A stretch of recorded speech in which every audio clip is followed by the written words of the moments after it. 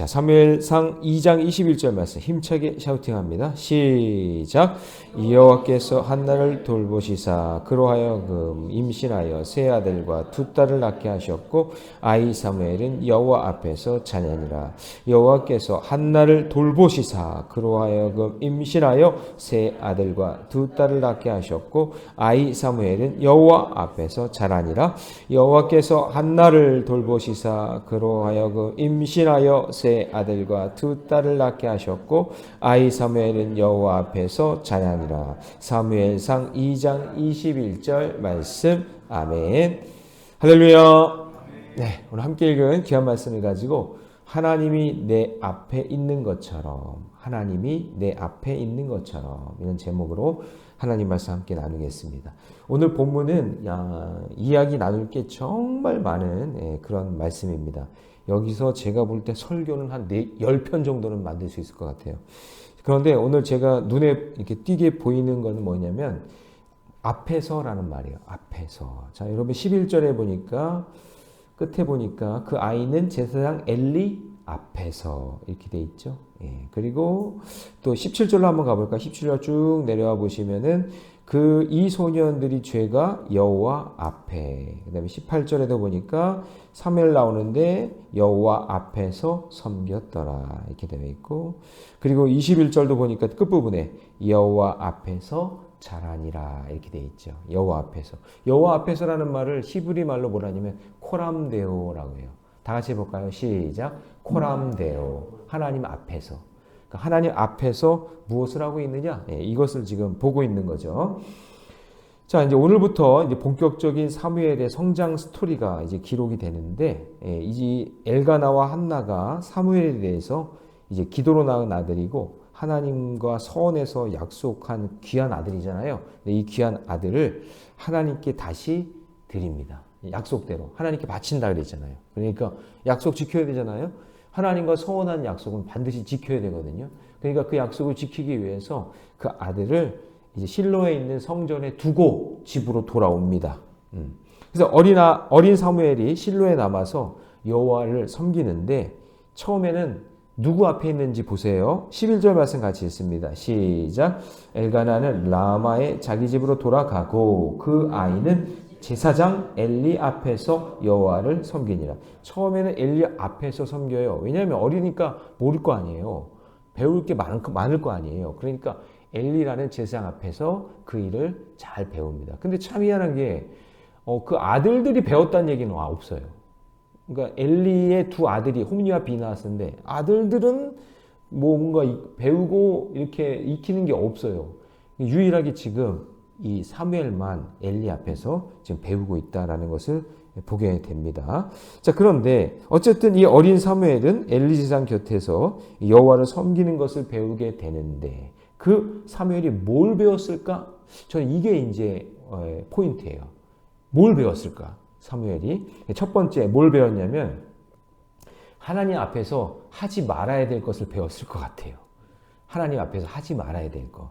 자, 12절 같이 갑니다. 같이 읽습니다. 시작. 엘리의 아들들은 행실이 나빠 여호와를 알지 못하더라. 그 엘리의 두 아들 홈리와 비나스가 있는데 행실이 불량해요. 예, 아주 나빠요. 그래서 행실이 나쁘다 이렇게 딱 표현하고 있잖아요. 그죠? 그런데 이 행실이 나쁘다라는 그 히브리 원문을 제가 살펴보니까 뭐라고 되어 있냐면 우상 숭배를 선동하는 자, 불량한 자, 거짓 고소한 자, 쓸모없는 사람. 그러니까 영적으로 육적으로 완전히 무너진 거죠. 제사장 자녀지만 지금으로 얘기하면 목사 자녀지만 신앙적인 삶을 살지 않은 거예요.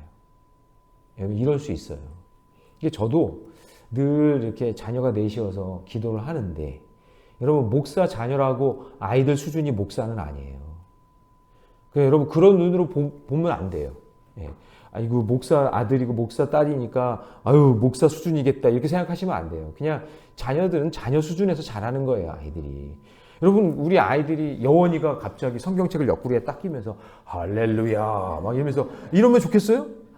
그건 아니잖아요. 아이들은 아이들답게 자라는 게 맞는데 그런데 늘 성도들이나 저의 바람도 그래도 아이들이 성도들에게 보일 때 그래도 신앙적인 그런 모습이 보였으면 좋겠잖아요. 그렇죠? 여러분들도 마찬가지예요. 여러분도 권사님, 집사님이신데 자녀들이 신앙적인 길을 잘 보였으면 좋겠잖아요. 근데 그게 내 뜻대로 안 돼요. 안 되고요. 신앙 교육이 안 된 거예요. 그러니까 행실도 나빠요. 근데 여호와를 알지도 못해. 아니 아버지가 성전에서 늘 일하는데 그걸 다 봤을 텐데, 그리고 이때 당시에는 대물림을 받거든요. 그 아버지가 대제사장이면은 그 제사장의 직분을 아들들이 이렇게 물려받거든요. 근데 그거를 물려받아야 되는 아이들이 맨날 봤을 텐데 뭐라 그래요 지금? 행실이 나쁜데 게다가 여호와를 알지 못한다. 여러분 이거는 너무 심각한 상황인 거죠. 그렇죠? 그럼 이거를 누가 봤을 것 같아요? 사무엘이 다 보았을 거죠. 아 저렇게 하면 안 되는 거구나. 저거는 아닌데 이거를 다 보는 거죠. 그러니까 여러분 교회 안에서는 이런 모습도 있고 저런 모습도 있는데 저는 늘 새가족에게 부탁하고 싶은 건 뭐냐면 좋은 걸 배우세요. 좋은 거를 배우세요. 그리고 여러분 새가족들에게 좋은 거를 좀 보여주셔야 돼요. 예. 근데 교회는 완벽한 공동체가 아니기 때문에 이런 것도 있고 저런 모습도 있고 하지만 좋은 걸 배우고 좋은 거를 익혀서 아, 나 저 장로님처럼 나도 신앙생활 해야겠다. 아우 나는 저 권사님처럼, 아우 나 저 집사님처럼 내가 교회 봉사하고 이렇게 섬기고 싶다. 이런 걸 배우셔야 되는 거예요. 그러니까 사무엘이 보면서 아, 저 두 형들, 저 엘리 이 제사장의 두 아들처럼 저렇게 하면 안 되는 거구나라는 것을 아마 배웠을 것 같아요. 그래서 그 13절에서 쭉 나오는 이야기가 이제 그런 이야기인데 특징적인 게 이 엘리의 두 아들의 행동에 특징적으로 표현된 게 뭐냐면 자 13절을 같이 한번 읽어봅니다. 시작. 그 제사장들이 백성에게 행하는 관습은 이러하니 곧 어떤 사람이 제사를 드리고 그 고기를 삶을 때까지 제사장의 사원의 손에 새 살 갈고리를 가지고 와서 이 새 살 갈고리가 뭐냐면은 하나님께 이렇게 드리는 예물이 있잖아요. 그 제물을 이제 기름에 태우든지 불에 태우든지 이렇게 할 때 그거를 이렇게 돌리거나 아니면 끄집어내거나 할 때 쓰는 게 새 살 갈고리예요. 새 살 갈고리. 근데 이게 사환이, 제사장의 사환이 가지고 있어야 되는 거예요. 예. 그러니까 제사장의 어떻게 보면 몸종, 예. 그걸 가지고 있어야 되는데, 아니, 이 홈리와 비나스가 이 두 아들이 그거를 뭐 뺏었는지, 지들이 만들었는지 모르겠어요. 그거를 들고 다니면서 하나님께 온전히 태워드려야 될 그 제물을 다 태워서 드려야 되는 거거든요. 근데 이게 뭐 불이 붙거나 뜨거우면은 자기 손으로 못 만지니까 그 새살 갈고리로 이렇게 하겠죠. 근데 그거를 뺏어 가지고 그 태우기 전에 먹을만 할 때 그걸 싹 건져가는 거예요. 성도들이 드린 거를 자기들이 싹 가져가는 거예요. 그래서 14절 같이 한번 읽어봅니다. 14절 시작. 그것으로 소새나 큰 소새나 가마에 찔러 넣어 갈고리에 걸려 나오는 것은 제사장이 자기 것으로 가지되 실로에서 그곳에 온 모든 이스라엘 사람에게 이같이 할 뿐 아니라. 그러니까 그냥 성도들이 이렇게 제물을 다 좋은 고기 이렇게 드리고 그러면은 그거를 이렇게 보고 있다가 딱 가가지고 그 새 손 갈고리로 싹 이렇게 가져갔다 그 얘기예요. 이거 완전히 악한 짓이죠. 악한 짓이에요. 여러분, 근데 여기서 우리가 가지고 있는 새 손 갈고리가 뭔지를 보셔야 돼요. 이게 새 손 갈고리가 성전에서 쓰이면은 하나님께 예물을 드리고 하나님을 섬기는 아주 좋은 도구가 되는 거죠. 그쵸? 성물이에요. 성물인데 이게 죄악의 도구가 될 수 있다는 것을 꼭 기억하셔야 돼요. 잘 봐야 되는 거예요. 그러니까 요즘에 제가 이렇게 보면서 영원이가, 우리 막둥이가 핸드폰을 잊어버렸어요. 그러면서 며칠을 아주 우울하게 보내더라고요. 게다가 거기 안에는 엄청난 자료들이 들어있어요. 사진들이 지가 아끼고 하는 뭐 이런 게 다 들어있는 거예요. 그래서 애가 뭔가 이렇게 뭔가 엄청난 것을 다 잃은 아이처럼 이렇게 며칠을 이렇게 보내고 있더라고요. 근데 어제에서야 옛날의 여원이 모습으로 돌아왔어요. 이게 핸드폰만 계속 보고 여기에 뭔가를 다 뺏기고 살았는데 이게 잊어버리니까 며칠 정신을 못 차리더니 다시 옛날의 여원이 모습으로 돌아오는 거예요. 말도 잘하고 대화도 하고 이제 깨닫는 거예요. 어제 이렇게 같이 이야기를 하다가 여원아 옛날에 여원이 모습이 돌아온 것 같네? 그랬더니 아빠 저도 참 신기해요. 이게 핸드폰만 보고 있을 때는 여기에 그냥 모든 게 정신이 뺏기니까 다 잃어버리는 거예요. 이게 여러분 걔에게는 새손 갈고리인 거예요. 근데 이게 여러분에게도 있어요. 이거 영적으로 잘 보셔야 돼요. 나에게도 이런 갈고리가 하나님께 집중해야 되는데 하나님께 집중하지 못하게 만드는 그런 갈고리를 다 하나씩 갖고 있단 말이죠. 그것을 끊어내야 돼요. 그것을 내려놔야 돼요. 오늘 우리에게 말씀하시는 거예요. 자, 그래서 아마도 사무엘은 보면서 저거는 저렇게 쓰는 게 아닌데 배웠을 거라 그 얘기죠. 하나님 앞에서. 자, 두 번째 뭘 배웠을까요? 두 번째는 하나님 앞에서 반드시 해야 될 것을 배웠을 거예요. 그렇죠? 첫 번째는 뭘 배웠죠? 하지 말아야 될 것. 근데 두 번째 반드시 해야 될 걸 배웠을 건데, 자 18절 말씀 같이 있습니다. 시작. 사무엘은 어렸을 때에 세마포 에봇을 입고 여호와 앞에서 섬겼더라. 자, 여기서 상대적으로 새손 갈고리에 상대적으로 나온 게 에봇이에요. 에봇. 여러분 이때에 지금 사무엘이 굉장히 나이가 어리거든요. 근데 에봇은 대제사장이 입는 거예요. 그러니까 엘리는 딱 봤을 때 나의 이 직책을 물려줄 사람이 두 아들은 아니다라는 게 결정이 난 거예요. 그럼 누구에게 줄 거예요? 사무엘에게 물려줄 거라는 것을 이제 마음으로 정한 거죠. 그러니까 이 어린 사무엘에게 벌써 어렸을 때부터 에봇을 입히는 훈련을 시키는 거죠. 근데 여러분 이 에봇이 뭐냐면은 그냥 일반 제사장들은 하얀 옷만 입지만 이 대제사장은 이 앞에다가 걸치는 조끼 같은 건데 이것은 특징이 뭐냐? 하나님의 말씀대로 만들어야 돼요. 하나님이 그 규례가 있어요. 레위기에 보면 이 에봇을 어떻게 만드느냐 12가지 보석을 여기 가슴에다가 받고 그 다음에 이렇게 입는 옷이 있어요. 그것을 하나님 말씀대로 만들어진 그 옷을 말씀대로 입어야 돼요. 이거를 속에다 입어도 안 되고요. 이거를 딴 데 입고 나가면 안 돼요. 꼭 하나님 앞에 예배 드릴 때만 입어야 되는 옷이거든요. 이것을 보면서 어떤 훈련을 했을까요? 이것은 하나님 말씀대로 만들어져야 되는 것이고 하나님의 말씀대로 입어야 된다는 것을 훈련했겠죠. 그것을 배우는 거예요. 이 옷은 누가 입혀주는 옷이냐? 하나님이 입혀주셔야 되거든요. 그러니까 이걸 배운 거예요. 여러분 성전에서 어렸을 때부터 하나님 말씀을 배우는 게 그래서 그렇게 중요한 거예요.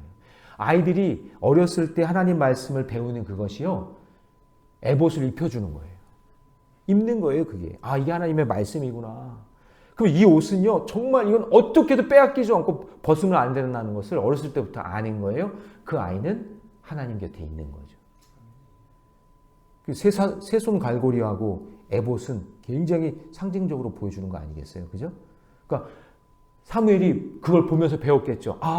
저 에봇은 이렇게 입는 거구나. 이것이 하나님이 이렇게 귀하게 여기는 거구나. 이것을 보면서 깨닫게 되었다라는 것이죠.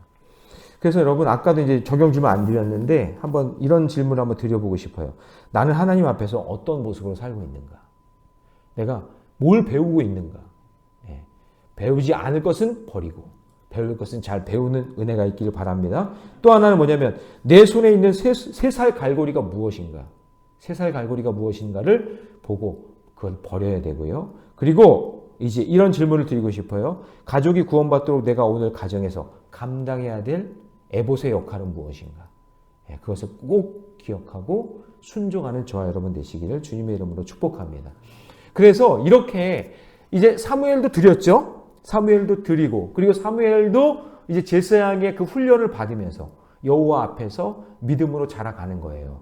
그랬더니 하나님께서 어떻게 축복을 해주시냐면 자, 여기 20절 보면 20절 이렇게 되어 있어요. 엘리가 엘가나와 그의 아내에게 축복하여 이르되 여호와께서 이 여인으로 말미암아 내게 다른 후사를 주사 이가 여호와께 간구하여 얻어 바친 아들을 대신하여 하시기를 원하노라 하였더니 그들이 자기 집으로 돌아갔어요. 그러니까 지금 엘리 그러니까 지금으로 얘기하면은 담임 목사의 축복을 받은 거예요. 그러니까 엘리도 그래도 좀 영적으로 좀 흐릿했지만 자기 아들 양육에 실패했지만 그래도 뭐가 소중한지를 아는 사람이었던 거예요.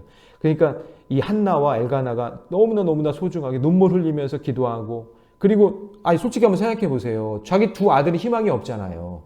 그런데 제사장 뒤를 이을 수 있는 귀한 아들을 바친 거잖아요. 그러니까 얼마나 귀해요. 그러니까 마음껏 축복해 줬겠죠. 주의 종이 마음껏 축복해 준 거예요. 그랬더니 그 축복이, 그리고 또 그냥 집으로 돌아가요. 특징이 뭐냐면 복을 받았으면은 그냥 뭐 반응을 하거나 그게 아니라 아직 없으니까 그냥 집에 돌아가요. 그랬는데 21절 같이 있습니다. 시작.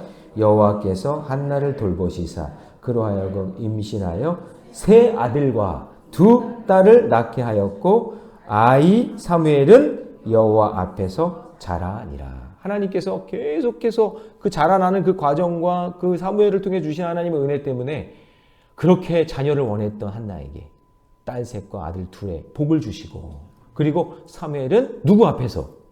여호와 앞에서 여전히 잘 자라고 있더라라는 것이죠. 여러분, 이게 여기서 굉장히 중요한 게 뭐냐면 여호와 앞에서예요. 그래서 우리가 여호와 앞에서 변함없이 슬플 때나 기쁠 때나 어느 때든지 여호와 앞에서 믿음의 길을 잘 걸어가는 저와 여러분 되시기를 주님의 이름으로 축원합니다. 기도하겠습니다. 사랑의 하나님, 오늘 귀한 말씀을 통해서 여호와 앞에서 무엇을 배워야 되는지를 깨닫게 해주셔서 감사합니다. 교회는 인간들의 모임이기 때문에 실수도 있고 실패도 있고 때로는 눈에 거스리는 그런 행동과 그런 표현들도 있을 수 있습니다. 그러나 우리가 배울 것이 무엇인지 분명히 깨닫게 하여 주시고 버릴 건 버리고 배울 건 배우게 하여 주셔서 여호와 앞에서 믿음 생활 잘 할 수 있는 우리 새벽의 용사들, 우리네께 모든 성도들 될 수 있도록 축복해 주시옵소서. 주님, 문제아는 없고 문제 부모만 있다는 사실을 기억하게 하여 주옵소서. 자녀들에게 무슨 죄가 있겠습니까? 그들을 양육하지 못하고 제대로 인도하지 못한 우리들의 잘못임을 잊지 않게 하여 주시고, 하나님, 내 손에 있는 새살 갈고리가 무엇인지 보게 하여 주셔서 그것을 버릴 수 있는 믿음을 주시고 우리 자녀들에게 하나님이 지어주신 에봇을 입혀줄 수 있는 그런 부모들이 다 되게 해 주시옵소서. 이 모든 말씀 우리 주 예수님의 이름으로 기도하옵나이다. 아멘.